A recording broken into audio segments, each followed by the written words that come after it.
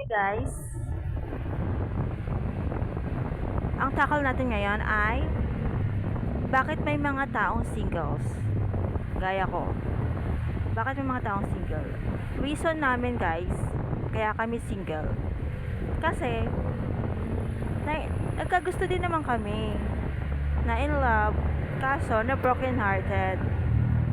So, single. Another one, may mga taong nagkakagusto sa amin pero hindi namin gusto at hindi kami naaawa sa tao na yon kasi kami lang din magsasuffer, tayo mga single magsasuffer pag pumasok tayo sa relasyon na hindi natin gusto. Another reason, kasi masaya tayo mag-isa, hindi tayo nag-enjoy may kasama, ayaw natin ng drama, ayaw natin ng mga stress, depression, and drama sa buhay. Kung mag-isa tayo, wala tayong drama. Dadramahan lang natin ang sarili natin. Next, siyempre, need natin na forever young tayo. At walang problema, walang stress. So, hindi ganong nagkakaroon ng wrinkles sa mukha. At hindi tayo malolosyang. Mahal na din natin sarili, mahal natin ang sarili natin para magmahal pa tayo ng iba. Sa sarili lang natin kulang pa, 'di ba? So, magmamahal pa ba tayo ng iba? Wag na. Tsaka matanda na tayo.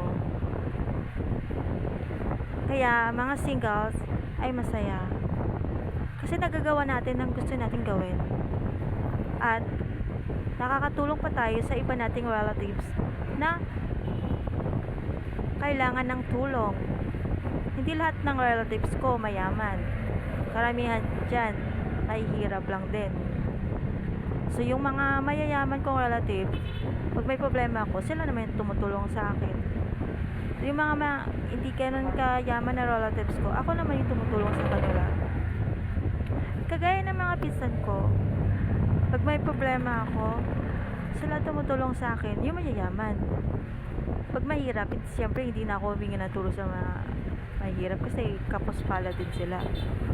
Kapos pala din sila gaya ko, di ba? Doon ako sa mayayaman humingi ng tulong.